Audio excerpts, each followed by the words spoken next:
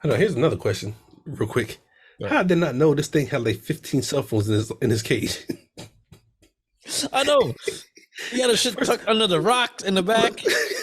first of all, how these kids get the money to get a cell phone? Like, here, this is your burner. I'll call you up when I need you. You know what I'm saying? I know motherfuckers run around like Jason Bourne. Like, yeah, we're just gonna start this shit live. The only time I caught the Holy Ghost was when I was in church drinking. Like, they're two dumb dudes. Welcome to the latest episode of Sarat and Chris's Movie Therapy Podcast. I see you got the Dilligaff hoodie on. Oh yeah, I actually been rocking it. Quite a few. Yeah, a few times lately. Yeah, that's for those who don't know, Dilligaff stands for "Do It Look Like I Got Food?" And Chris got that at the Weight Watchers meeting, and that's why.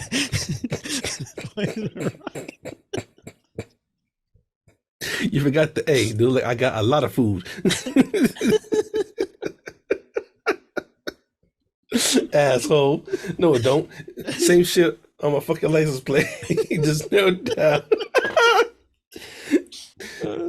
Dude, like I give a fuck. That's what it stands for. How did that become your motto? Because for as long as I've known you, it's been your motto. I understand it's like a military thing, but you know. Honestly, I don't know where it came from. I can't even tell you where I heard it. I want to say I think my platoon sergeant had said it one day, and I was like, "What?" And it just stuck with me. Like, yo, that's my motto. Like, I give a fuck. But if I can go deeper into it because it's the meaning can be whatever it's supposed to mean at that moment. Yeah. Like, do I give a fuck? Fuck no, leave me alone. Yeah. Then in some cases, do I give a fuck? I fucking do. Yeah, stop. You know what I'm saying? Yeah. Or when my niece asked me, "What's that mean?" And I said, "Do like God, forgive."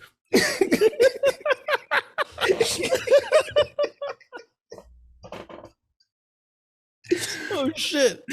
I had to think of something quick because my uncle was looking at me like, "You better not say what it is." And I was like, do like God, forgive. Bro, you need to just roll up at church on Sunday and just, if you're looking for some trim, but like, hey, you don't know how much I love God?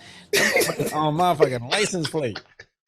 Oh man, I don't know if I should be talking about God calling him a motherfucker, but whatever. That ain't in the Bible. I'm gonna say he made the words. He shouldn't have made them so good. Oh, I find it funny that people will, like heavy Christians will stop you from cussing, talking about it's ungodly, but they don't say nothing about that in the Bible. Now I get it, cussing is just, it's just a bad habit to have in general, especially when you're around people you want to show respect to. But I don't say shit about that. Yeah. I mean, I think that's just like a human thing or whatever. Like people created that. Yeah. It's like, I actually do agree with it. Yeah. Like I'm not going to walk to my elders or some people like bitches, you know what I'm saying? Like, nah. It's a certain thing called respect. But you're gonna get to the heavens. Like, look at this motherfucker right here. Yeah, for real. I've been trying to get him. I've been trying to get him. I just set him in the car accidents, snakes. Motherfucker finally made it. For real, man. Oh, with that being said, welcome to the latest episode of Sarat and Chris's Movie Therapy Podcast. It's your boy Sarat, aka Makazi, and your boy Chris Brown, aka Red for Delta. How's everybody doing out there? Well, speaking of snakes and reptiles, we got a little subject matter within the movie that we got this week because we talking about reptiles and snakes. Yeah. And well, not necessarily snakes, but they're in the same family. Yeah. Snakes with legs.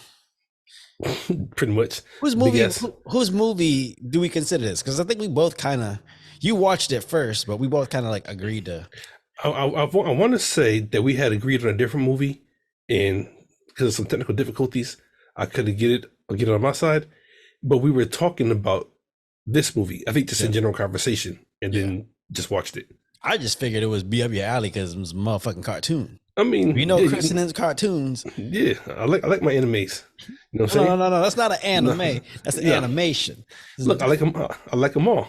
It's different. Ain't no Kamehamehas or nothing that happened. But I like it from Bleach to Dragon Ball Z to Invincible to Hey Arnold to some Rocko's Modern Life. All of that shit. I love cartoons, man. Bro, I mean, the old school cartoons, they don't make them like they used to. I watch a lot of the newer ones, and sometimes they try to how do I say this? They try to make them too, I don't want to say clever, but too in on the joke. If that makes sense. I haven't watched the newer cartoon in a while, but you know what? Why I haven't watched it? What? The skills when it comes to drawing, it looks so cheap. Well, I mean, some of them, they do it on purpose. Yeah, okay, like what's okay? Nah, Rick and Morty's not. It's a cartoon, but that's more adultish. I'm trying to think. Yeah. Um, what's the kids' cartoon that's out now? Shit, I can't think. One's a blue character. I think he's like a blue jay, and it's like he got a beaver for a friend or some shit like that. A blue jay and a beaver for a friend. What is it? Is that I know what you're talking about. It's not a beaver. It's like a platypus. Okay, that's what it is. Yeah, I think it's a platypus. It's God damn it, I know it too. Okay, yeah, I know it too. But well, to bring that up, it's funny because I actually had Hey Arnold on yesterday morning. You know what I'm saying? And watching that cartoon and just the cheap artwork in it, and then watching Hey Arnold, artwork was still just as cheap, but it was funny because like there's a part where Gerald was Arnold's best friend. Yeah. And he's rocking the hat because Christmas time, but the hat is low over his hair. Yeah. But stuff like that. You know what I mean? But I was watching Doug the other day, and when you watch Roger and Doug, yeah, he got that. It's just 5 squiggly lines and some colors. Go to the side. That orange hair with his green skin. Yeah, I mean, I don't know. I think maybe some of those characters were a little more memorable. You know what? Speaking of Doug, I'm gonna put this out there for the world to hear right now. I blame Patty Mayonnaise for all you black women with blonde hair.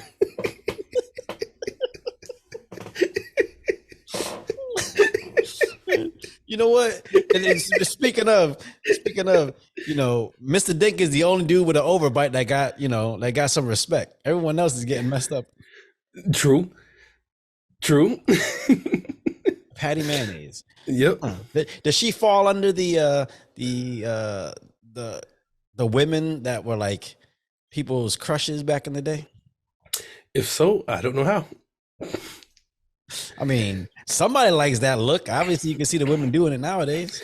I mean, if you're talking about cartoon characters, that's one thing, but that look, yeah, I don't know, because everybody knows, and I've said this before, cartoon characters, nobody beats Jessica Rabbit. Oh yeah, I know, because they wasn't drawing a cartoon, girl. They're drawing a cartoon woman. Yeah, that's all. Yeah. Anyways, what's the movie we got this week? Movie we decided to watch was Leo on Netflix. Yeah, it's Adam Sandler movie. Adam Sandler and Bill Burr. If you know who he is and you have a taste for his comedy, you'll understand it. Yeah. Okay, so off rip, did you like the movie? I did. I didn't like all the singing, but I did like the movie. At first, I didn't mind this. At first, I was like, "Oh, there's a lot of singing, like random singing." Yeah. Then I actually didn't mind it because it kind of like it moved. There's this one song where they're going like back in age for all the kids. Oh yeah. That song was dope. I was like, all right, like, okay, I'll go with it. Have you ever seen 8 Crazy Nights? That's Adam Sandler Christmas movie, right? Yeah. Not completely. Always bits and pieces. Yeah, it's good. It's good. But I mean, this is what I wasn't sure what to expect from this movie. I thought it was going to be along the same lines, but I like this movie because it felt like a really good movie to watch with kids. Oh, definitely. A lot of messages to it, in my opinion. Knowing how to deal with problems. Mm-hmm. Because this is my take on the movie. Even though it's a bunch of 5th graders. Yeah. How many adults do we know with those same fucking syndromes? Yeah. Ones that talk too much, you know what I'm saying? The big guy on campus, the class clown person that's always wants to be funny, make everybody laugh. Mm-hmm. But they got their own insecurities on themselves. It's just, a lot of adult messages in there. It also goes to show that, like, you can put 30 people in the same room and each person could be dealing with something completely different. Yeah. Every student in this movie had some kind of different, hang up, a thing that they were dealing with. And, no matter what their personality trait was in front of everyone, like it was always, it always derived from something they were insecure about in themselves or in their life. Yeah. And I think that's something that's just ignored nowadays. Sometimes you see people and you just assume this is who they are. You don't think maybe they're compensating for something else. Yeah. or where they come from. You know what I'm saying? Yeah. You ever felt like that when you was in school? Oh, definitely. I mean, I might have told you this like off camera, but I remember growing up poor. You know what I'm saying? Hmm. Like a lot of clothes I had was hand me downs and all that good stuff. It is what it is. Yeah. But we actually had a nice house, nice yard. You know, everything was put together. Yeah. So I'd go to school and get cracked on for my clothes, and I'm seeing all these kids with the newest Jordans and the fresh jerseys and everything else. But then, one day after school, end up going to their house, and I'm like, "Yo, this is where you live. This is your bed. Yeah. I have so much more than you. Like Yeah. your clothes look good, but Yeah, you're yeah. on a pallet. I got a bed with sheets. You know what I'm saying? You're on a pallet? just saying. You know what I mean? Like the shit you put boxes on. but when they walk out the house, you would think their family was loaded. Yeah. You know what I'm saying? I remember this dude that I was in wrestling with, and I went over to his house one day, and like, first of all, I got yelled at. I didn't get yelled at, but he got yelled at because he invited someone over without, clearing it with his dad, whatever. And so we get over there. It's this big house, huge house. I was like, oh, goddamn, like going up. I was like, it's crazy. And I walk in and like, maybe a couple mattresses on the floor, but that was it. And I was like, why y'all got this big ass house and like nothing to fill it with? Like it just felt like, I don't know. It was just, I was sitting there looking, I was like, I think you got your priorities straight. Not like you don't need this big house and this mortgage if you can't afford to at least have a comfortable life inside it. Yeah, true. True. Speaking of comfortable, what you drinking? Am I drinking? Yeah. Today,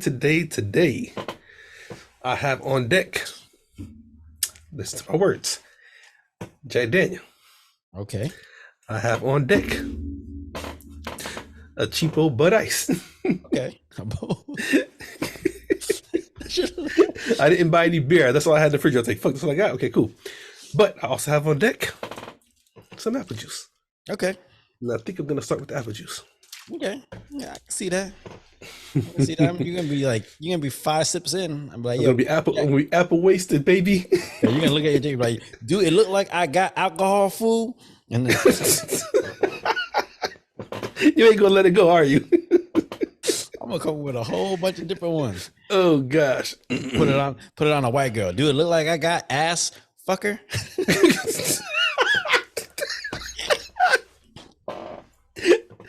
Well, shit, white girls are changing these days, man. I know. We got cake. Yeah.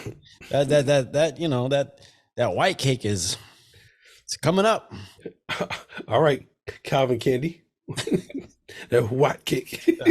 White cake. Yeah. Well, what about you? I got my brown bag of goodies. The 40-ounce bag. Let's see what we got in here. From the bodega. I think it's a lot of just repeats because I bought like 2 nips of whatever. Well, I know you drank 2 of one already. The X or Sex on the Beach, whatever it was. X on the beach. And I ain't doing another X on the beach. God damn. I'm about to say, how many of them shit you brought? Whatever. I'll do the mojito. Okay. I was say, Shar, you trying to send somebody a message? Run on little nips for the women that don't come visit you? Listen, okay, you gotta have variety on deck just in case. Okay. Oh man. I'm gonna have that shirt. He got Do a I whole look bar. like I got alcohol female? Oh yeah. A whole bunch of it. But okay, so without that, after that. Like I said, he got a female. That's the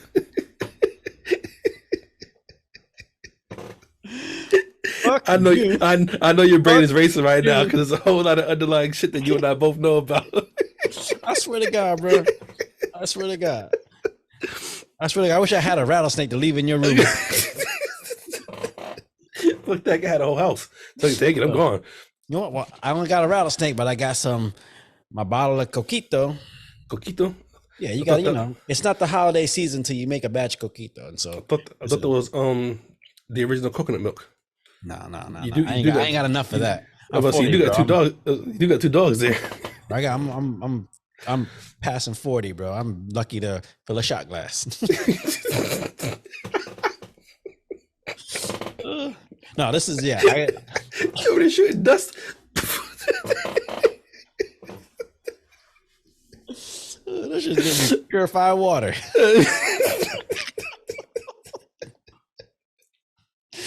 A girl leave your house like, oh my gosh, I feel so refreshed. I feel so hydrated. I don't know if I'm pregnant, but my moisture levels is off the chain. Oh God. I have my own recipe, and it's not holiday season until I make a batch. So this is what I'm gonna have today. Hey, I ain't mad at you. I ain't mad at all. My little giant glass with my globe ice. Okay. Because we're gonna talk about kid problems in this movie. Yeah, for real. Was there any one of the characters? Did you relate to them more than the other? Because it was the black kid who talked with a deep voice because he ain't want everyone to know that he had a high pitched voice. Hell yeah. Oh. But I like the way they approached it in the movie, because in that sense, he taught him how to turn what he thought was a negative into a positive. Yeah. I mean, the movie was dope when it comes to the messages in it. If I can relate to somebody. Wait, hold on. I gotta take my shot first. Oh, yeah, true. Yeah, I'll do one with you. Okay. I'll do one. Yeah. See how this goes. Yeah, we'll see. And then I'll switch to apple juice. It'll be apple. Wait, ooh, I can smell it. Jesus. Ooh, you know that's a bad sign. When have I ever smelled Jack and turned my nose up? Okay. Cover your ears, Jack. Yep. You got that's me and Grey Goose.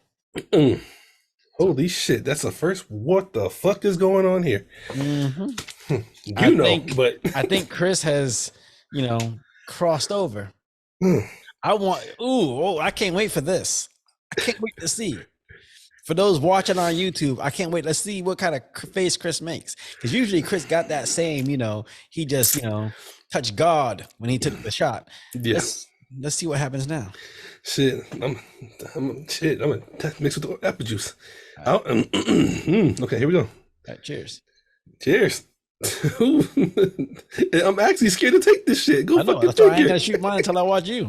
Hold on. Front row seats. Hold on, I gotta pray about this. Oh man. All right, Chris, stuff it up. If you have the wrong reaction, that jacket can go up in flames right behind you. It can't do that. I need the jacket. Jacket can't go nowhere. At least for the memories. I know. Okay, here we go. Had some good times. We done danced on cars. Watched Rock kick women. Look, if Jack could talk and tell half the shit that I done been through while being affiliated with that, yeah, it'd be a bad day. The Jack in the back, like, no, motherfucker, don't do it, motherfucker. We got so much more to live for. For real. Like, well, there he goes again. Okay, like, let me go save him. All right, cheers. I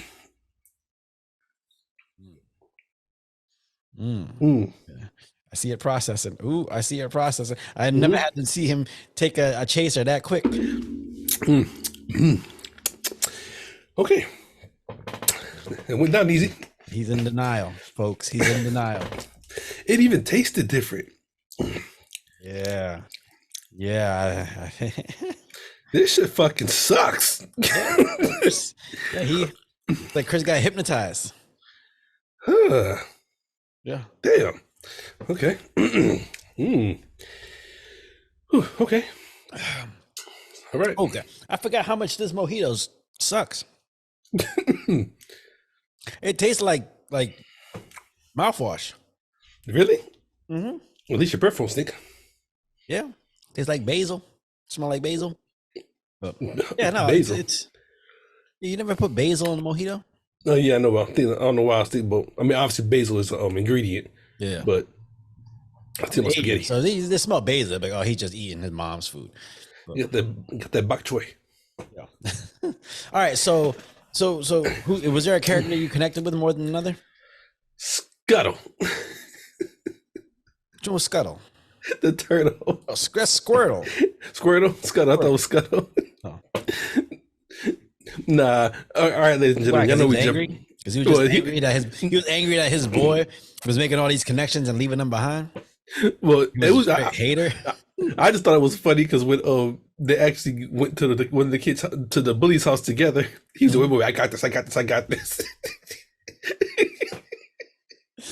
goes, where do babies come from? Hell yeah. When the male turtle hops on the female's shell. But then they go to school, say, "Who wants to take Leo?" He's like, "I want Leo. I don't want Squirtle. Squirtle sucks." Did you have a class pet in school? Um, I wouldn't say necessarily a class pet, but I remember being in fourth grade, and we had the incubator and had some chickens. Oh, okay. So you had like the fertilized eggs. Yeah. Okay, I thought because you probably had like the class pit bull or No the shit. what other black animals? The class roach.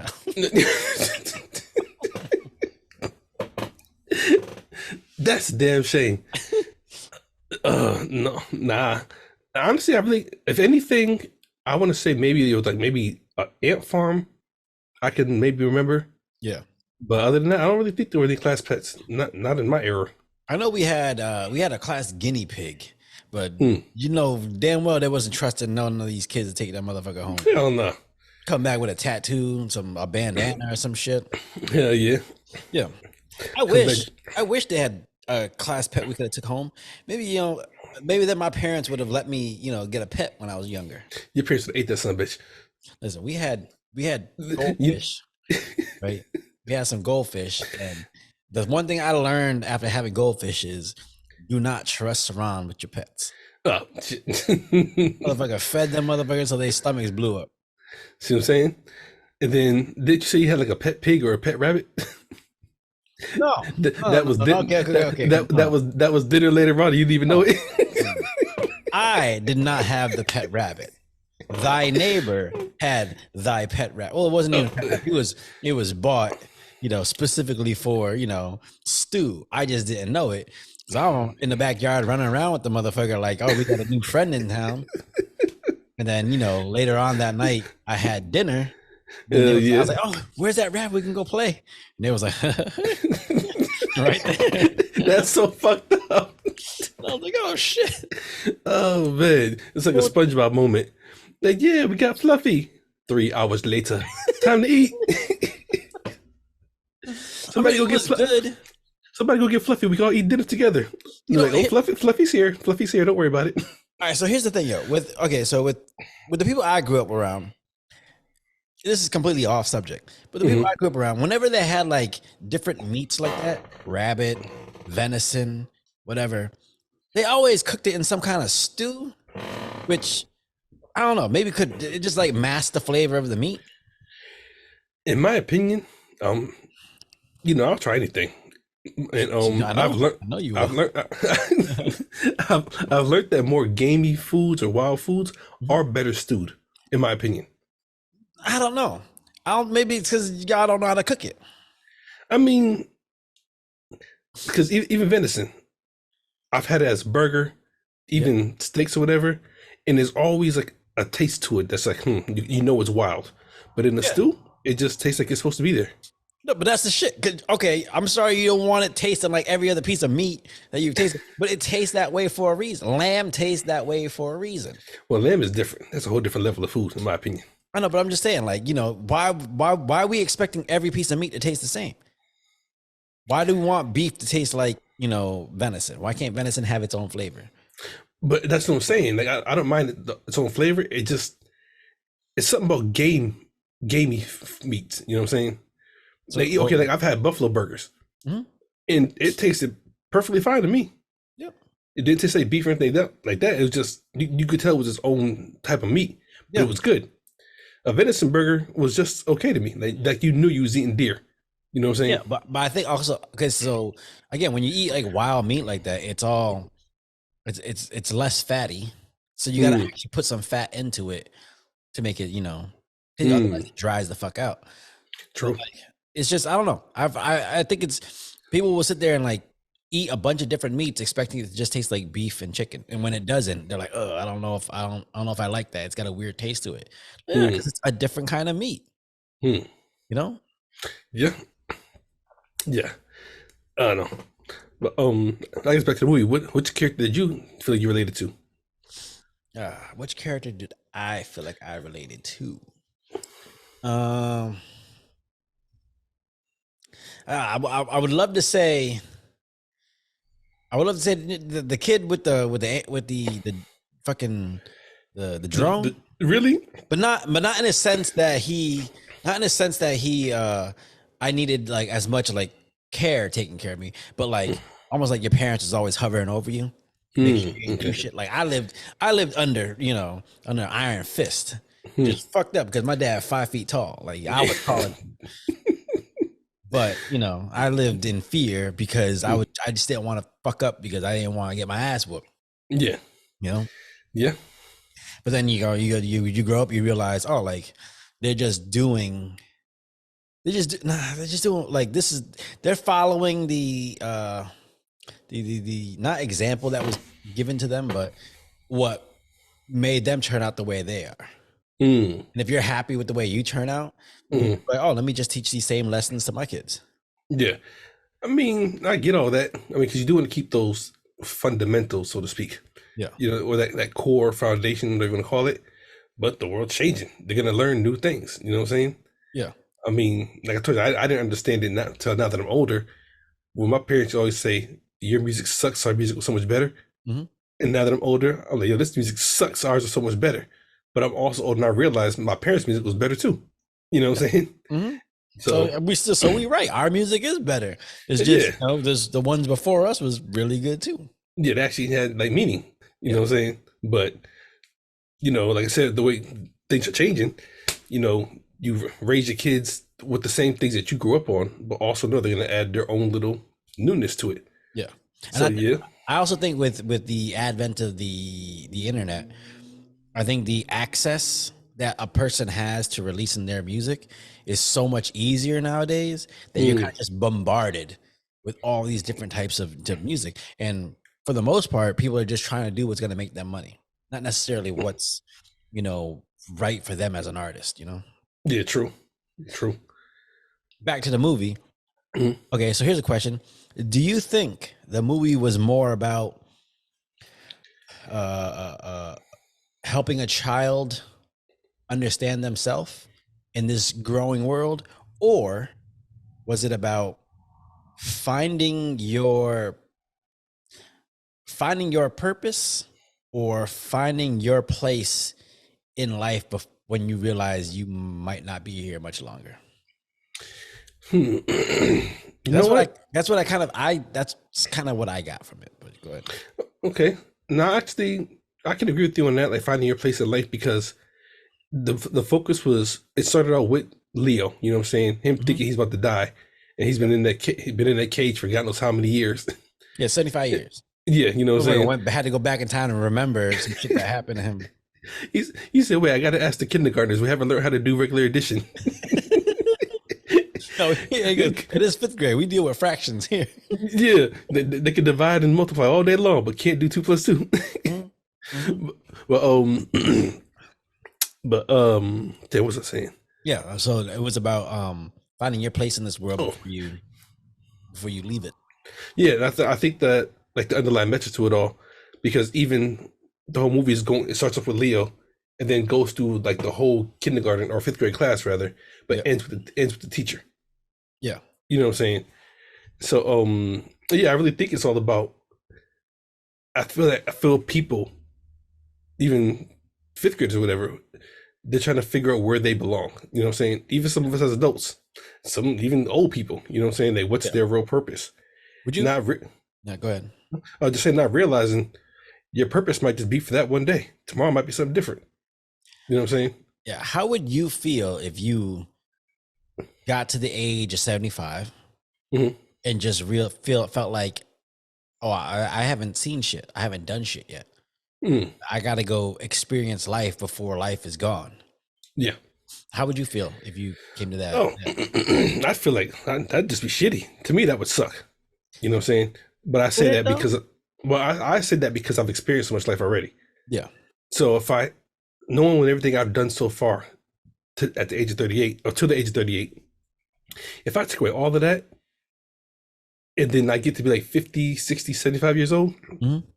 and realize, wait a minute, I ain't never been skydiving. I ain't never been whitewater rafting. I ain't never been skiing. I ain't never, you know, fucking seen a movie or something.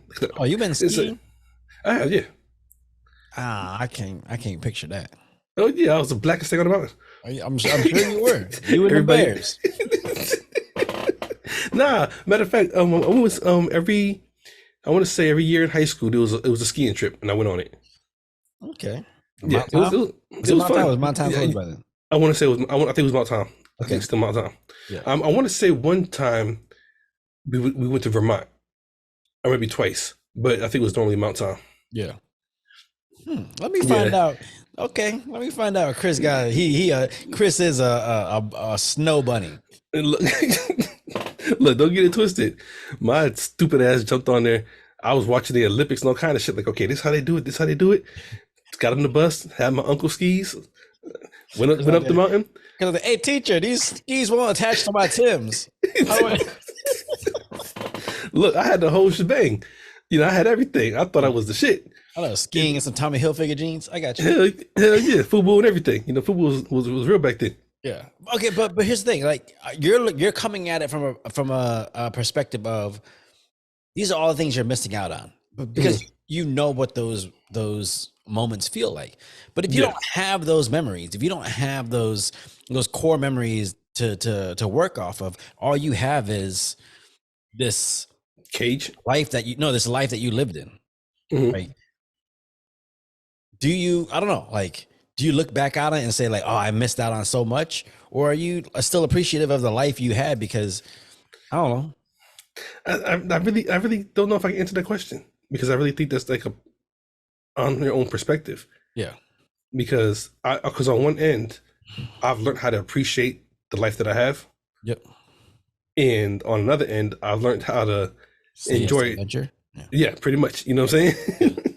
So it's like I go both ways with that. Like I don't know, but like I said, based on what I've done so far, I would hate to be 75 as I do shit. Yeah. You know what I'm saying? But Yeah, I get it. Like, it's one of those things where it's like, I mean, in the adventures I've had, I would hate to go through my life feeling like I didn't experience anything. yeah, But for someone has never experienced anything, and the only barometer they have for life is what they did, Mhm. like I can't fully sit there and say they regret it. You know? Hmm. I mean, and that's what I'm saying. It's all about your perspective because some people might have just been content where they I helped my mom run the corner store, Mhm. and I enjoyed my garden. Yeah. And if that's what you enjoyed and you're happy about that, okay, I can't take that from you. Yeah. But we'll say, wait a minute, you never even went to go see the fireworks downtown or nothing? Or, went to Forest Park and saw the lights, something. You know what I mean? Well, the thing is, it says because you'll get people who will judge another person for having a content life, and maybe I might be guilty of that back in the day where I'd see somebody who just didn't do much and being like, "Yo, man, you missing out on life. Like you Yeah. miss all these adventures out here. You missing out on because all you care about is sitting at home and going to hang out at your friend's house on the weekend, and watching the game, drinking beer, and cooking out." Yeah. But as a 40-year-old, Hmm. I look at it now, I'm like, man, there's a lot to love about clocking in and clocking out of work, going home, being with your family, and on the weekend going over to your boy's house and you guys just cook out and hang out. Like sometimes I wish I had the time to do that because I got so much other shit going on. You know? And we talk about this all about balance, you know what I'm saying? Because I felt at one point I had actually got stagnant in my life where there was nothing better than the backyard. Yeah. And I said it like you said, 9 to 5, come home, throw something on the grill, light a fire, play the music, whatever. In my own backyard, just chilling. You know what I'm saying? And for a while, it was fun. It was cool. People come over and all that. But then I just looked up one day, like, there's a whole nother yard. You know what I'm saying? Yeah. Why am I only sitting in mine? And I realized that I wanted more. I wanted to see more, do more, be more. You know what I'm saying? Yeah. So I went and did it. Yeah. And I guess, like you said, there's nothing wrong with that. But I don't know if I could be content with that forever. I think it's more about I've done it. I know how to enjoy that. But at the same time, if you get a phone call, hey, meet me in Mount Rushmore. Okay, cool, I'm doing that too. But then I'm coming back to the backyard. It's like, don't limit yourself. Enjoy your comfort zone. Yeah. But there's other comfort out there. Yeah, because I feel like I've read there's two kinds of people out there. The people that will, okay, if you put two people living the same exact life, then all Mhm. of a sudden they both go on an adventure.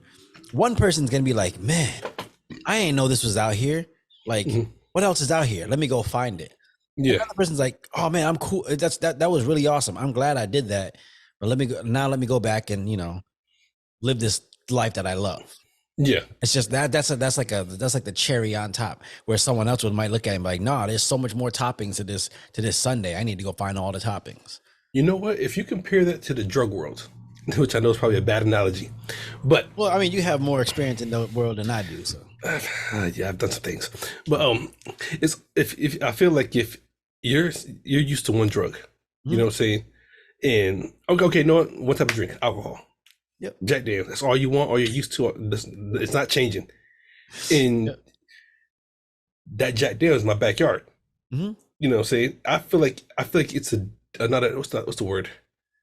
Not a dishonor, but a discredit, I guess, to yourself because you never know if there is something better or worse, good or bad, until you try it. So if that's your backyard and you refuse to go try something else, then I mean you're not even giving yourself a chance to grow or try something different. Yeah. And then, like I said, the catch to that is like if it's a drug or something like that, Hmm. and you'd be like, or different alcohol. But wait a minute, so this is what vodka tastes like, Yeah. and or Grey Goose. Wait a minute, how's Absolute? How's this Ciroc? You just want to keep dabbing into that. So sometimes you can go a little overboard. Where it's like, wait a minute, so this is what skydiving's like? Let me go do it off a helicopter. Let me go do it off the tallest mountain. You know what I'm saying? Yeah. Like, all right. Do you really want to go that deep into that realm? Because some people they get a taste, they want more. So we get a taste, like, okay, cool. I tried it. I'm going back home. Yeah. So Which one are you? I always want more. I I know always you want do. more. I I know always you want do. more. Uh, I told you that was one of my biggest things. Once I had brought my motorcycles and then went skydiving, the only thing that I've always said this, I don't think I can ever find something that's gonna give me another adrenaline rush like skydiving does. Only thing I can think of that I want to do is base jumping. I don't know if I can see you base jump, bro. You I look want like just a boulder falling off a cliff, bro. hey, I need the right squirrel suit. You ain't got the athleticism to jump away from a cliff. You might just jump down. Just fall off of it. Okay, here we go. Look like Jazz getting thrown out the house. Oh man. Well, okay, so in the movie, there's a lot of kids, and they all have different, scenarios that they're going through in their life that they have to deal Mhm. with. And let's go through some of these because some of them are really interesting. Because I feel like a lot of the scenarios that they painted are pretty much like spot on. Like as far Mhm. as like when I was a kid, the shit that I was self conscious about. Like I think, and I'll say this right now, I think one of the most self conscious moments I had as a kid, and not even as a little kid, back in high school, Okay. I felt like I was trying too hard to be liked, too Mhm. hard to fit in, to the point where I found myself laughing a little too hard, or like, just it was being fake.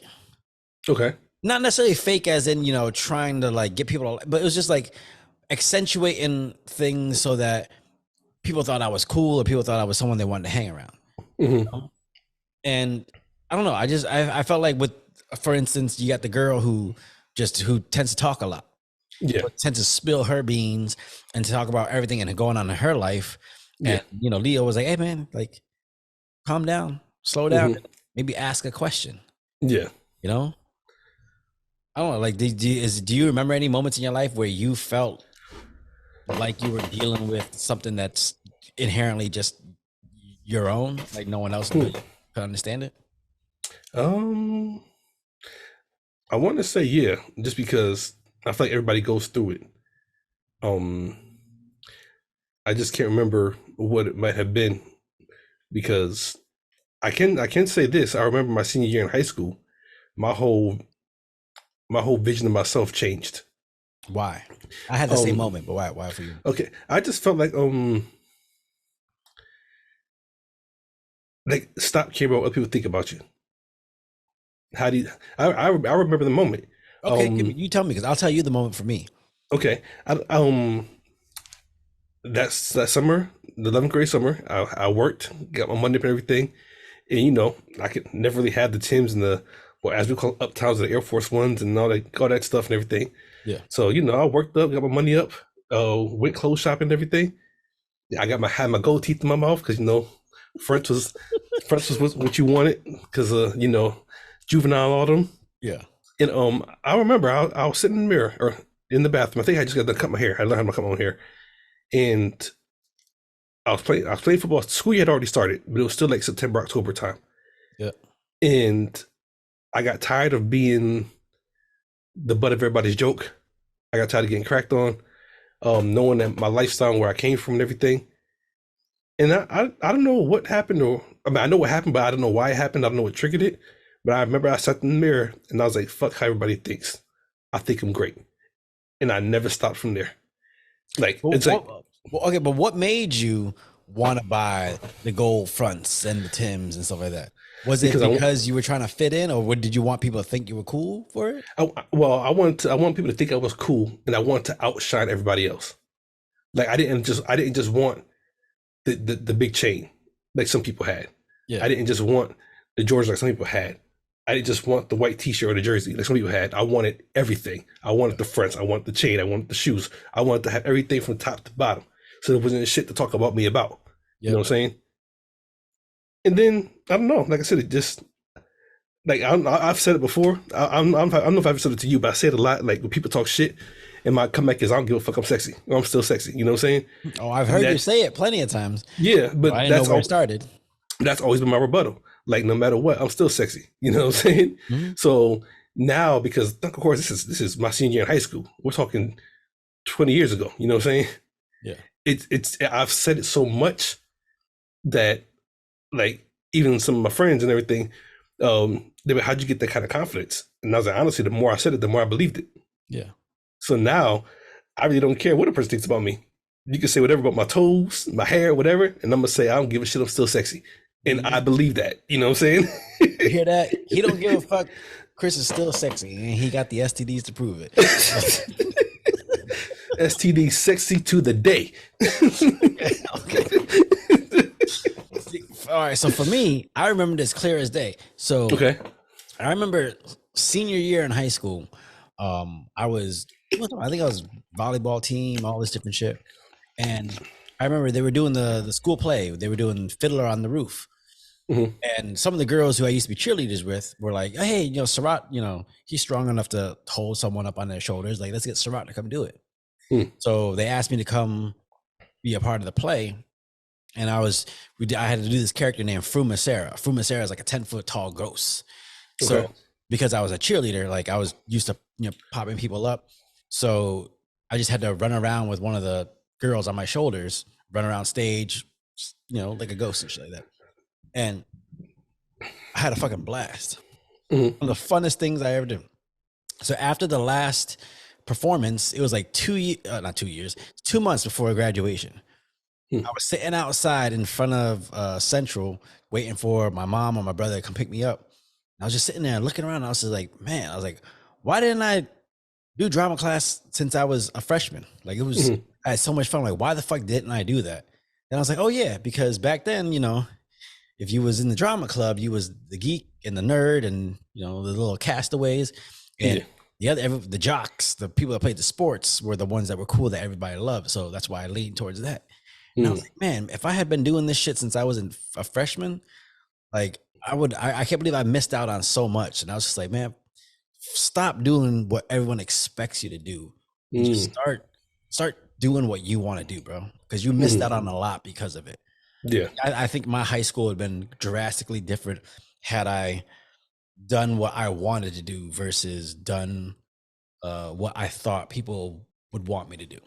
Mhm. I mean, I had a little taste of doing what I wanted to do throughout high school, being a cheerleader, taking electronic music, Mhm. doing video class. Like those are the things that I personally wanted to do myself. And it wasn't because it would give me some kind of status in school, Mhm. you know? I, don't Yeah. know, I think the idea that you got to live up to other people's expectations or other people what they think you should be doing Mhm. really fucks a lot of people up growing up. It does, and like I said in my story, my whole mo was I felt like I needed the right gear to not necessarily be liked, but yeah, I guess be liked. Like if I look fresh to death from top to bottom, there ain't shit you can say about me. Not Mhm. realizing at that moment or in those moments of growing up, and I get it now that I'm older, and I've heard a lot of women say this too. Your confident a person's confidence is more sexier than what they got on, unless what they got on is like really really fucked up. Yeah, You unless know you what I'm got like saying? dirty tank tops and Yeah, whatever. Yeah, yeah, I get it because that when it gets to that point, then it's like okay, it's you got the confidence, but you just don't look like you got the hygiene. yeah, yeah. You know what I'm saying? I remember this girl I was chasing back in the day, chasing for damn near 5 years in Chicago. You know what I'm Mhm. saying? And like she was always put together nicely. You know what I'm saying? Mhm. Top matched everything else. I was always cool. T-shirt, jeans, and just make sure my shoes are clean. And it Yeah, was always one of the two, my Timbs and my Uptowns. yeah. And I would tell her all the time, I said, look, I said, I can't match you when it comes to fashion. That's not me. I Mhm. said, however, I said, your clothes could look like my attitude. And she never understood it until I stopped chasing her. Yeah. You know what I'm saying? Mhm. But it went the way it went. But I it was remember more about, yeah, my persona rather. Go ahead. I remember I had a friend and she was roommates with a girl who, if you looked online, she was that girl that like everybody was hitting up in the DMs. Everybody was, Mm, chasing, doing all the shit because just the way she looked. But she would say that like, in the apartment, where they shared, like you'd go to her room and it's like she looked like a hoarder. She has mm, all this shit everywhere. It's just messy. It's not taken care of, and she just had like this little spot where she would sleep, and that's where these pictures would be taken. And it's like, mm. man, like when focus is on here, you miss out on the wide angle, and you realize, some of these people got enough energy to clear out this little tiny space, but they got a whole mess around them. Yeah, yeah, definitely. Did what would you? I mean, it's 2023, but I feel like we're not far away from it. That drone that was in the movie Mm. that was That joke following was them. funny. That was funny as hell, but keep going. Yeah, it was funny, but like that's just I feel like that's not that far off. We gonna have some shit that'll follow you around and take care of you like a fucking butler, like that. I believe so. I believe so. You gonna are you gonna be that are you gonna micromanage your kids like that? Fuck no. Why not? Shit, go out there and do some dumb shit. In okay, this probably gonna sound wrong as fuck for me to say this, but it builds fucking character. You know what I'm saying? Yeah. You go out there and rip your jeans climbing the fence. Yeah, go Go scrape out your knee. there, yeah, you know what I'm saying? Go out there and do some crazy shit like throw bricks at a abandoned building and let some old dude come say, "Hey, you little snot nosed motherfucker," and run. You know what I'm saying? It builds character. Have you ever done anything like that? Yes. Damn. You know, I'm just saying. So I feel like, okay, yeah, a drone will be cool, but it takes away from your development of real life, in my opinion. Okay, but in the movie, I feel like that drone was the a metaphor for like parents. I guess you call them like tiger parents, but parents that like micromanage their child's life because they're so afraid of everything else around hurting their child. Hmm. Like, well, I don't know what that's like because, like I said, I had my parents micromanage the things I could do, but at the Hmm. same time, well, I still went out and like got fucked up. I had dirt clod boards. I fucking used to climb cliffs and shit like that. Like, I don't know what it would feel like to be in a bubble where But nothing could hurt me. no, I wouldn't want to know because, like I said, to me that's what makes it fun. Like we Mhm. had dirt bikes and go karts growing up. You know what I'm saying? Yeah. And there was one time we went out, wasn't supposed to. It ended up getting fucked up. We had to sneak back in the house and make sure my little brother didn't run his mouth about what happened Yeah. because we knew we was gonna get in trouble. Yeah. You know, when we got older, it created good story time. But like I said, that's the shit that sometimes kids need to go through. You know what I'm saying? Yeah. To to learn how to be human. I guess I can't think of a better word or whatever. Bro, kids need to have a suicide hill. Yes. They need to, and for those who don't know, in Springfield, there's this thing called Suicide Hills right behind the Save a Lot. And if it snowed And you know what? enough, Yep. that motherfucker took 25, 30 minutes to get to the top for a little 15-second ride down, but you got fucked up on that ride. Yes. Look, it took you 5 hours to climb that son bitch and 5 seconds to get down, and it was worth it every time. Yeah. But I mean, like that kind of adventure, that kind of, grittiness, I Mhm. think is what's missing nowadays. I feel like we've gotten so much information about what fucks kids up Uh-huh. that we lean too much on trying to prevent it instead of leaning on the idea that, like, hey, some of this stuff is what builds character for these kids. Yeah. Some of these negative moments, some of these things that you would think are negative are actually what, can drive a child to grow in the direction they want to live in life. I mean, yeah, because if you go back to Suicide Hill, which I know the viewers and listeners really don't know what we're talking about, unless you go to Indiana, Massachusetts, and see Save Lot and just go behind the building, and it all makes sense. Just go behind the building. But as kids, and you're climbing through 3-4 feet of snow up this hill, after a while, you're like, how can we do this better, smarter? Wait a minute, we got a rope. As we're climbing up, tied around this tree, and carry up some more to that tree. So it taught us, like, we still want the thrill of it. Yeah. You know what I'm saying? Because that's what it's all about. But we had to learn how to work to get to that thrill. Yeah. Versus nowadays, just take the airlift or something. You know what I'm saying? Like, you don't appreciate the fun because you didn't work hard enough to get up there to get to it. Yeah. But I mean, even with that, it's like, you have those moments in your life where you're like, man, this is hard.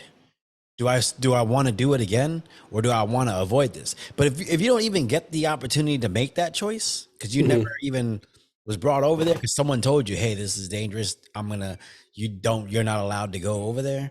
Yeah. I think it robs a child of those life experiences of like finding out what they're made of. Mm. When you were a kid, but do you have a moment where you were like, where you kind of found out what you were made of? Yeah, actually, my younger sister had got locked in the attic, and okay, rich ass motherfucker. Not many people have attics. So, look, like I said, once I realized that I had a house with a bed and people had pallets and Jordans, yeah, you know what I'm saying? Just saying. I can just picture people sleeping on pallets and like fucking memory foam toppers. Look, but their wardrobe is off the chain. You know what I'm saying? Even though their dress is made out of fucking milk crates, but their wardrobe is off the chain. You know what I'm saying? Yeah. But yeah, my next sister got locked in the attic, and we was told not to go in there because there was the door. I know the door didn't have a handle on it, so you couldn't open it. So once it was shut, it was shut. Yeah. You know what I'm saying?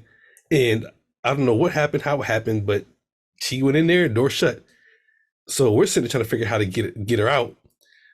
Mom and dad are at work. Yeah. We're in the house tripping because we know we're gonna get in trouble because we're supposed to be up there in the first place. So we made the executive decision after like God knows how long of us brainstorming, go and call the fire department and everything else. But my cousin was there with us, and she was older, maybe about 5 years older than we were. So maybe 15, 16, because I want to say I'm like 10, 9.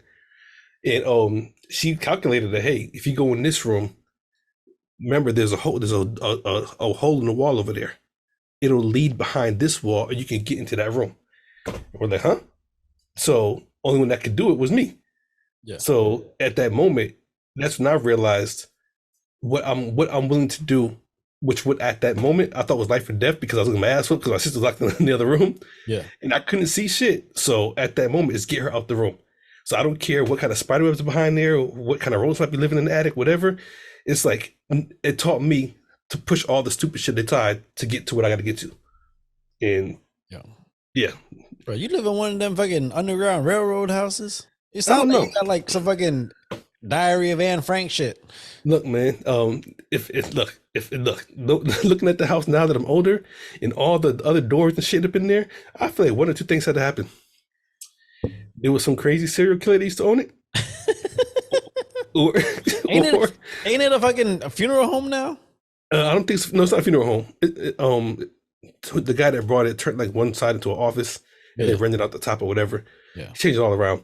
But how it looked when we first got the house and moved in there, either somebody that used to kill people lived there, or, or like you said, it was like that fucking house from Silence of the Lambs.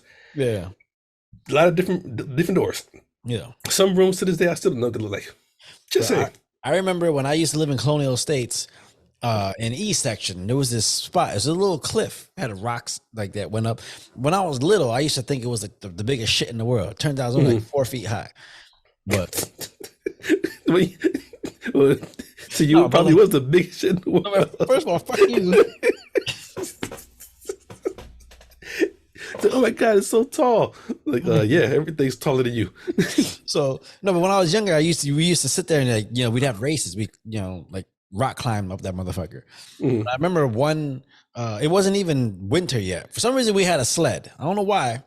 We had a sled. It was like middle of summer, and we had the bright idea of just riding the sled off the cliff onto the ground.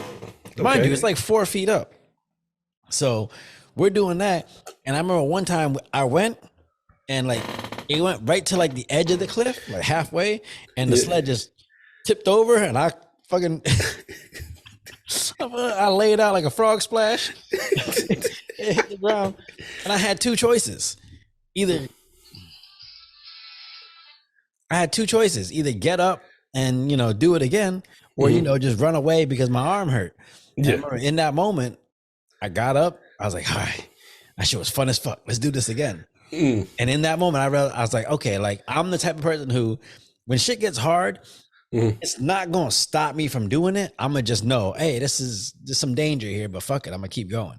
Yeah. And that's kind of just driven me for the rest of my life. Like, Mm. hey, like you're the kind of guy that's not gonna run away from danger. So, when I got older, I'm the guy who's always looking for adventure. And like if it looks scary, I'm like, yo, some people will be like, yo, that looks scary, let's go do it. I'm like, yo, that looks scary as fuck. That's dangerous as hell. I'm gonna make sure everything's cool, but we're Yeah. still gonna go do it. Exactly. Yeah. That's what it is. Like, I look at it, analyze, and the only thing I'm wondering is, how can I not die? Yeah. That's the best option. I'm going for it. You know what I'm saying? But it's not going to stop me from doing it.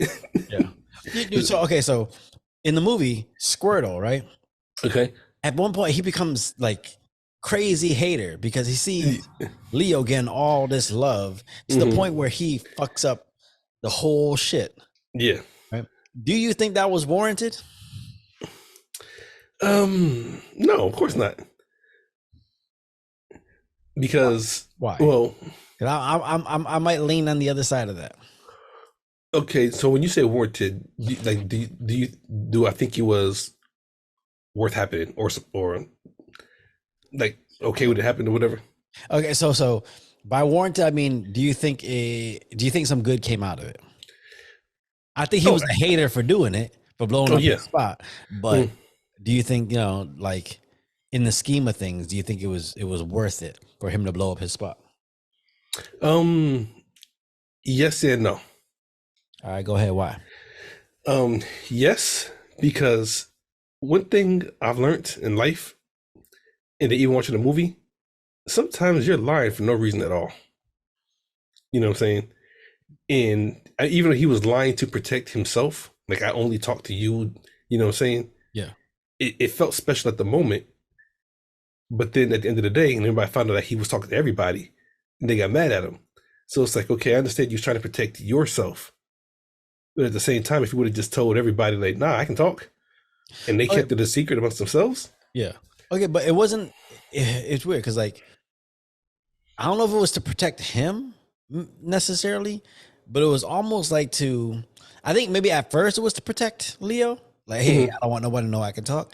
But I think it became you're not gonna believe me unless I make you feel like it's special between me and you. So if I give you, if I'm trying to give you advice, but you know I'm giving everybody some goddamn advice, you might just look at me and be like, yo, that's the motherfucker that gives advice. But if it's just some shit between me and you might be more inclined to believe me when I say something. Hold on, here's another question. real quick. Yeah. How did I not know this thing had like 15 cell phones in his cage? I know. You got a shit tucked under the rock in the back. First of all, how these kids get the money to get a cell phone? Like, here, this is your burner. I'll call you up when I need you. You know what I'm saying? I know motherfuckers run around like Jason Bourne, like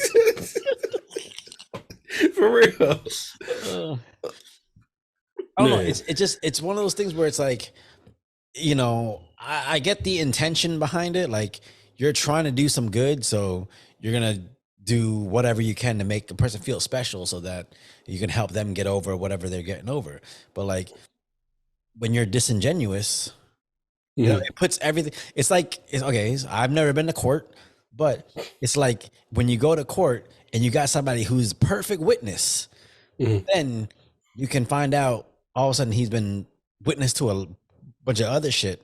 You're like, oh, it puts their what's the word?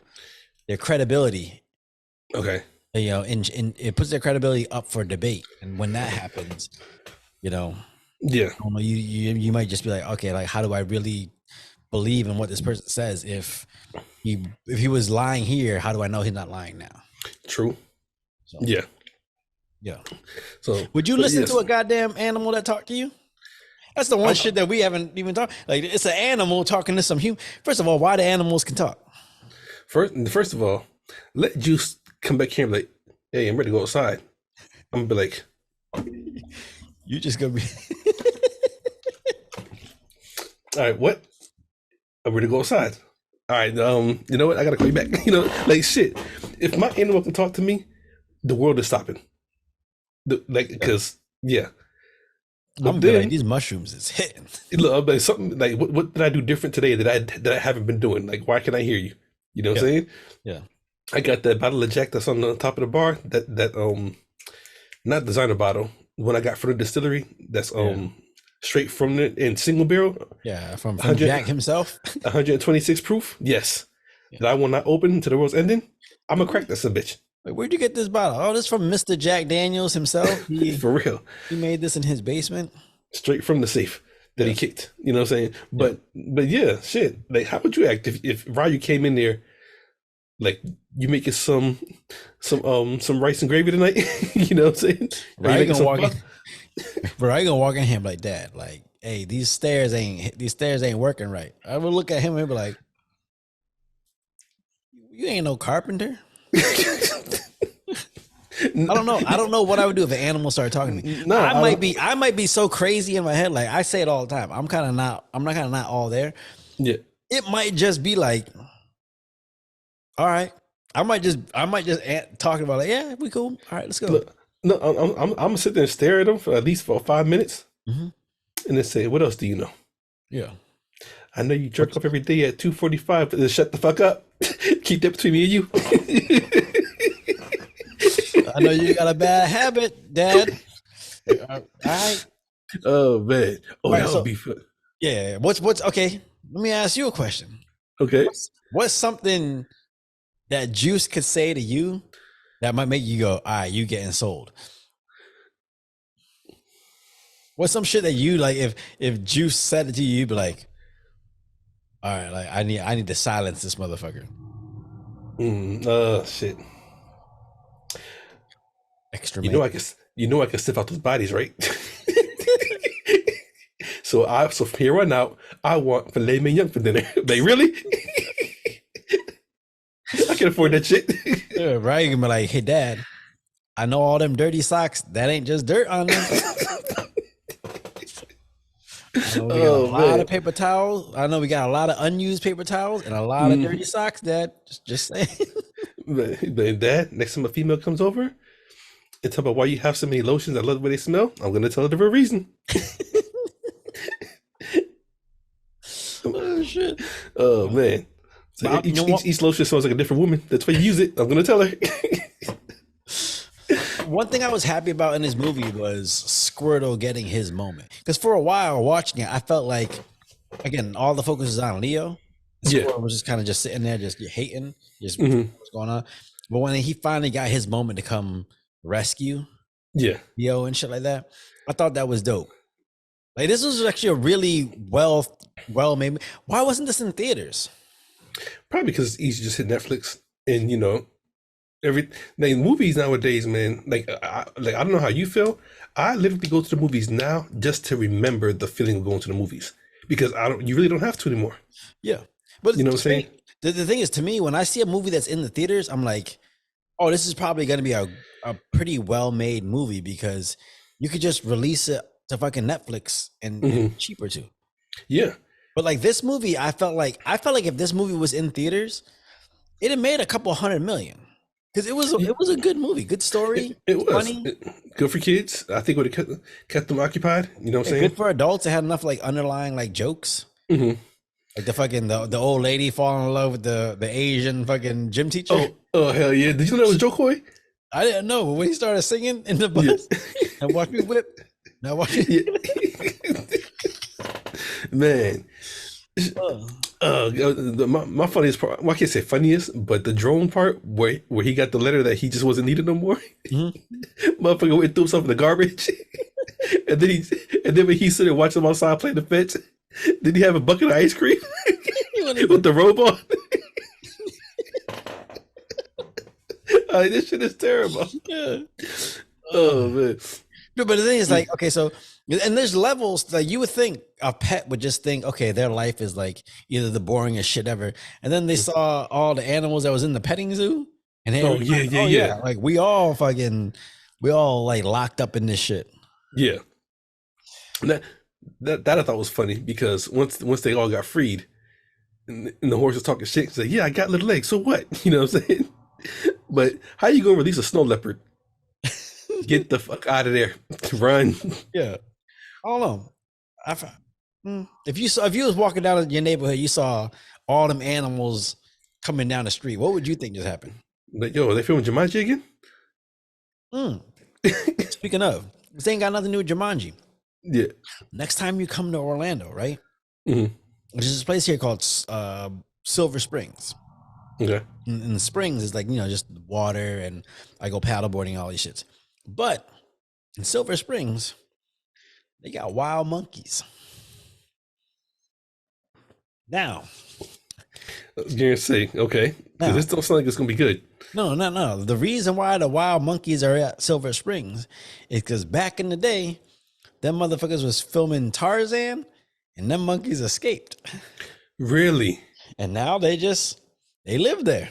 really. Yeah. So Holy shit! if you're out in Silver Springs and you're paddling, you could look up and you can see some monkeys jumping around. And they got that way because they escaped off a movie set. Mhm. They Same couldn't as catch that them. shit. He was like, "Man, we going for this shit." That's crazy as hell, man. Man, fuck Tarzan. If this was Georgia the Jungle, we stay. But fuck this shit. And then they jump. Yeah, I know, right? Man, If you would you ever just release a pet into the wild? I A have. dog, but just like a regular. Yeah, I'm sure you. Uh, Get tired of motherfuckers. Like, get out of here. Go. That's terrible, bro. Nah, the animals have. You got him used to chicken and all these other, meats, and now he gonna go into the wild. He gonna be eating possum and shit. Hey, the animals have instincts. The humans are almost born that can't do shit for ourselves. I know. It takes a human, goddamn, a year to walk. A Yeah. deer walks in 5 minutes. Come with the yeah, okay, cool. Hello world. Mm-hmm. I just gotta watch out for the cheetahs and the tigers and shit. You know what I'm saying? Yeah, But but I mean, but those animals, their life is only 15 years long. Sometimes not even that much. well, out there, it's definitely survival of the fittest. You know what I'm saying? Like you How talk about long could you goldfish. realistically survive in the wilderness? Right now, if I sent you out into the wilderness, buck ass naked, how long you surviving? Naked and afraid. Yeah, Hmm. oh, you naked and black. How long you surviving? I know. First of all, I know you're gonna be nocturnal. Yeah, sleep better during the day. Shit. I don't know. Walking around that night. Yeah. Even sometimes I go check the mail at night. It's across the street. Mhm. I be hearing shit in the woods like, yo, what is that? You know what I'm saying? Yeah. But yeah, nighttime's a little different.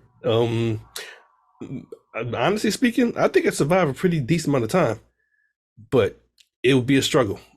I don't know. It would definitely be a struggle because first thing well, I didn't say first thing you got to do, but for me, first thing I would want to do is find shelter and water. Whether I got to make my own tent or build something, that would be the first thing, and then hopefully get to where I'm trying to get to with no map, nothing. I don't know. Know how to read the stars, something. Know that the sun rises in the east and sets in the west. Figure that shit out. Well, because in the movie, Leo had to go survive in the Everglades. But that's a little different. I feel like the closest, only place you surviving is like in the alley behind ABC. That's it. Shit, I didn't think you survived there. Shit. I don't know. I don't know how long. I like to think I could survive pretty long in the woods, but I don't know. I think that I could, but it wouldn't be easy. It definitely wouldn't be easy. I know I'd survive longer than some of my friends because I remember I went camping once, and them motherfuckers was surprised that I know how to put up a tent that easily. I was the one that made the fire, and they're all looking at me like, "How you know how to do this shit?" I'm like, "Y'all grown ass people. How you not know how?" I went to Echoes. Echoes and National Geographic Channel shit. Yeah, you know what I'm saying. But yeah, I don't know. But like, but okay, so in the movie, when Leo's trying to survive in the Everglades, like, it's like that dose of reality, right?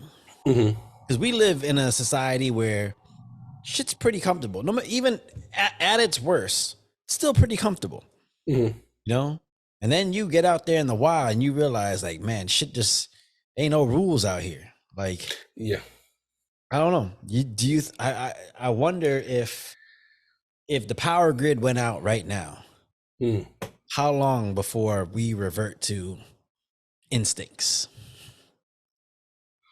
Interesting. What's your first course of action if the power grid went out and you had to revert back to surviving in the wilderness? What's your are you, like you said, shelter and food, right? Well, at least water. If you can find some flowing water, at least you know you got half the battle because you can survive off water. Yeah, not really the way you want to, but shit, you don't necessarily need the food.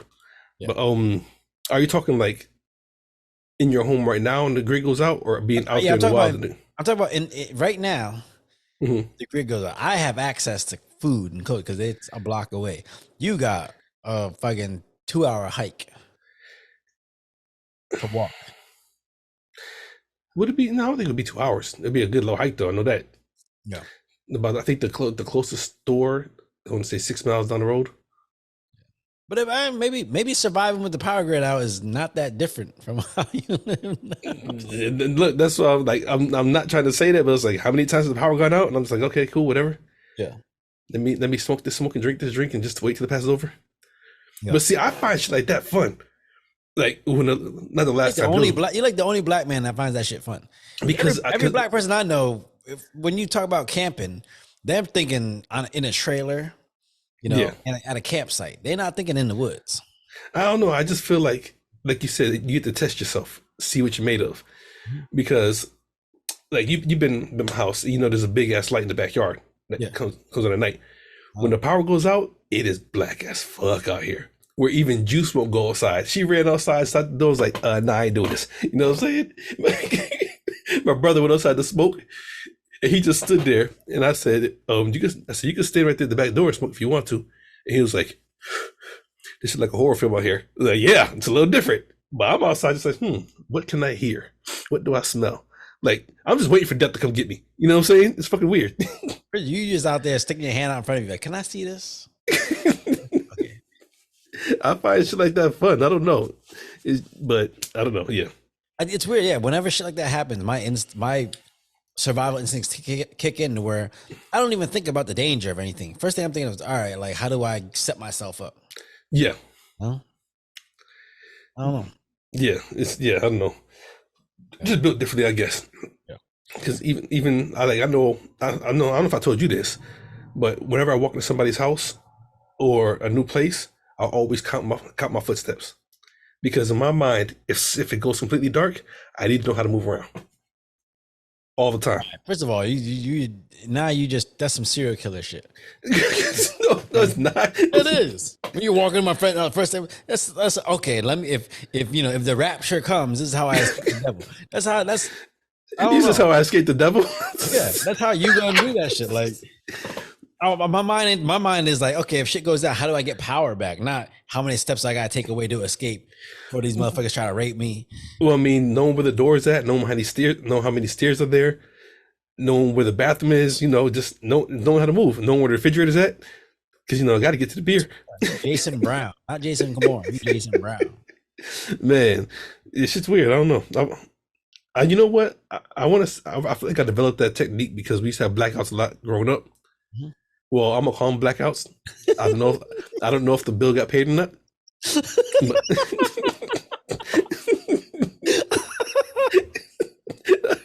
Just saying. So you get tired of running. It's been Tuesday. Yeah, you get tired of running into walls and shit. So you learn how to count, learn how to move. Like, okay. All right. Final thoughts on Leo. Nah, shit. Oh, ladies and gentlemen, as always, we talk about everything. We hit the movie, but we went everywhere. Final thoughts for me is I definitely think it was a good movie. At first, the singing did kind of bother me, but if you listen to the words of the songs and everything, what they're talking about, a lot of messages. I think kids would enjoy it. Yeah. Out of a 10, I give it an 8. I might do the same. I think this is actually a very good movie. I actually think this is a movie that should have been released at theaters. I think it would have made a decent amount in theaters. Mm-hmm. Where does this film stack up for you as far as the animated movies that we've seen that have kind of gone straight to like Netflix? Oh, or straight to streaming? Yeah. Oh, okay. Now put this up. Leo or Mitchell's versus the Machines. That's actually the first thing I thought about. Yeah. And you know what? I think I'd go with Mitchell's versus the Machines. Oh, you bugging? You think so? Yeah. I actually think so, because I think there was a lot more heart and a lot more lessons that could be pulled from this movie than Mitchell's. I think Mitchell's vs. Machines was a little more action packy. Has a little more action packy. Yeah, it might keep your attention a little more, but I think this was the better movie. The reason why I think I'm leaning towards Mitchell's versus the Machines is because, in my opinion, that movie shows how stupid humans can be when it comes to machines. Okay. Just like how many, I know not in your house, but how many people have devices that are connected to Alexa? Yeah. You know what I'm saying? Alexa, turn the TV on. Alexa, turn the lights down. Alexa, heat the water up on the stove. Alexa, run my bath water. You know what I'm saying? I'm gonna buy you an Alexa.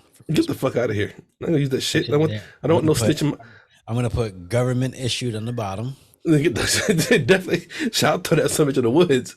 Man, I don't want no snitch in my house. Get the fuck out of here. You know what I'm saying? Yeah. I do too much shit. I feel like this movie, I like this because for lack of a better term, I think this one was more personal. I think Mitchell's versus the Machines is a little more broad. It's more like a real world. Like you can see that and be like, okay, I can see how this could happen, in the future, and you can see where we're going. But I think with Leo, it's like, no, those are real world issues that kids are dealing with today. And so I feel like it's a little more. I think if more people watched Leo, and pulled lessons from Leo, I think we'd be on a better track as a species versus Mitchell's versus the Machine. I think Mitchell's versus the Machines, if you watch it and everybody takes away from it, you'd be like, all right, this is for the survival of the species. We'd rather watch this movie. But, I mean, both very good. Yeah. You know what? Because it's been a while since we watched Mitchell's versus the Machines. I might have to watch it again. But watch it again just because it's a cartoon, and we know Chris loves his cartoons. That's the ongoing theme of this podcast is Chris and his cartoons. Look, you can't go wrong. That's the only kid thing that I still do. Like you know what blows the fuck out of my mind? What? How you got grown ass people 30 plus years old that still want a bowl of cereal? Cereal's good. Okay, so I'm the only one that's different then. Yeah. Just because you eat pork chops for breakfast. Look, listen. I wake up in the morning, I either want me a double whopper, some fried chicken, pork chops. Yeah, I know maybe an egg to go with it, just so it looks like breakfast. I know. For you, bro, Popeyes is a brunch spot. It is. Like, You know what I'm let saying? me wake up and have my shot, and then let me go get this steak. Hold on, wait. Okay, what's wrong with that? Listen, no, because you the motherfucker. That's why they invented steak and eggs for breakfast. For some motherfuckers like you. I mean, because we want real fucking food. I'm saying I'm the guy who doesn't really. I don't give a fuck about breakfast foods. I don't think they're a real thing. I used to eat noodles for breakfast. But what I'm saying is, cereal is good. I understand, why it's there. It tastes good. I don't mean it's good for you. I mean, I'm not even knocking it. It's just like I just grew out of it. You know what I'm saying? Out of here. Like I said, I don't You wait just in the spent all your morning. money on Jack. That's why you couldn't get the cereal no more. No, well, milk and Jack really don't mix either. You Yeah, know what I'm saying? I know. You can't be doing like 6 to 8 shots and then eat a bowl of cereal. That's not going to be a good mix. You need some with some grease and some substance. Yeah. Yeah. Just saying. Yeah. Your whole lifestyle is counteracting the alcohol. I get it, motherfucker. You like so? So I mean, it's called balance. We talked about this. You know what I'm saying? No, but what you got against cereal? I don't got nothing against cereal. I just don't understand how grown ass people like wake up and want cereal. It's nostalgic. I get why they wake up and want cereal. I don't do it. Because I barely eat breakfast to begin with. But if you had some Fruit Loops here, motherfucker might put that shit in the red Solo cup and just go to town. No, like I mean, like especially if you like made some Alfredo night before, some good Cajun Alfredo. You know what I'm saying? Oh, you making Alfredo? I ain't making Alfredo. But go ahead. No, I'm not talking about like night before. And then you get up in the morning for breakfast, and you just like everybody gets up and they want some Reese Puffs and fucking chocolate and everything else, and you're like, nah, I want the noodles. Give me a beer. Let me start my day. Shit. I don't give a shit. And then I told you where I live. When you come back, we go to the gas station. You gonna get some cheese grits. You gonna get some eggs. You gonna get you a pork chop. Listen, I understand. You gonna fuck all that shit up. I understand. I also understand why people want some cereal. There's a reason why there's cereal bars now. You pay some money. You can go get like an alcoholic drink, but like an alcoholic shake. One of those, like, it's like a gateway alcohol drink. And then you get a bowl of cereal, and it's a good time because it reminds you of a time in your past when all you wanted was sugar in the morning. You ain't never had that. The only sugar you had went into your Kool-Aid.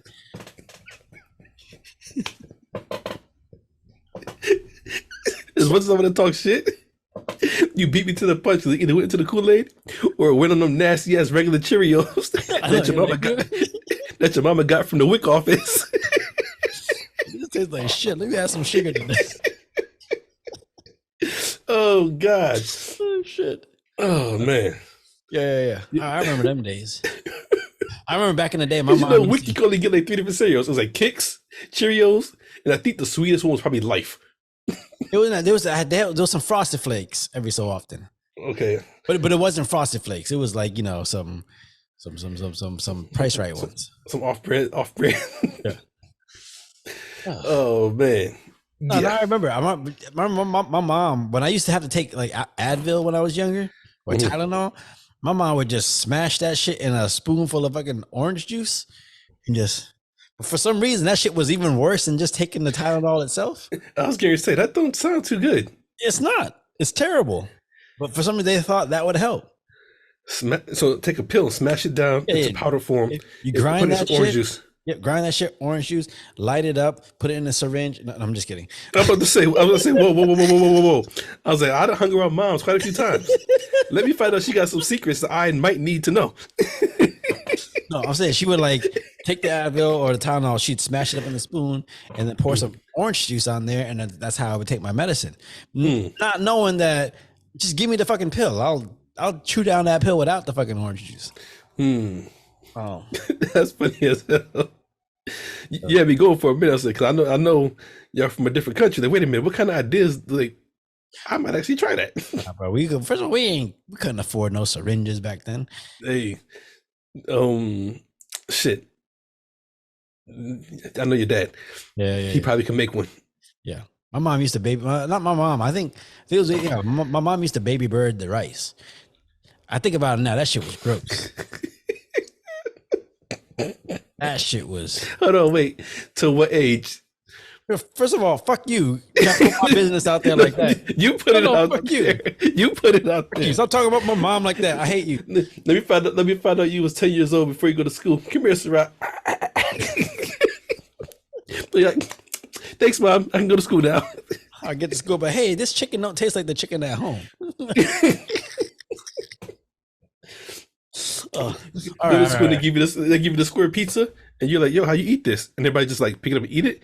Like my mom always chews it up for me. I ain't never seen pepperoni like this. Where's all the teeth marks? Oh yeah, for real. All right. That's the latest episode of Sarat and Chris's Movie Therapy Podcast. Once again, it is your boy Sarat, aka Makazi, and your boy Chris Brown, aka Red Fort Delta. Y'all be good out there. I'm a warrior.